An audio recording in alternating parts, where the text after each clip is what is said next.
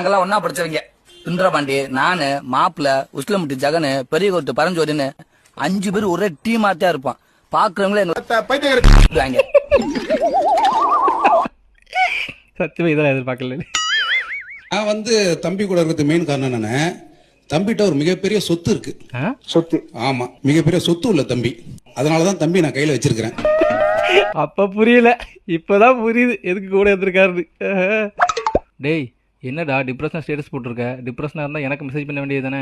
வேணாம், late reply பண்ணி இன்னும் டிப்ரெஷனாக ஆயிடுவேன். ஒரு சில பேருக்கு பொருந்தும்.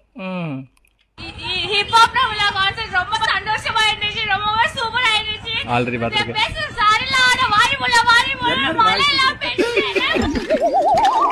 எத்தனாடி பார்த்தாலும் சிரிப்பா இல்லை. இதே மாதிரி இந்த அக்கா இதுக்கு முன்னாடி இதே மாதிரி பேசியிருப்பாங்க, அதுக்கும் இதே டாக் போட்டிருந்தாங்க. அப்போ சிரிப்பு வச்சு இப்போ சிரிப்பு வருது.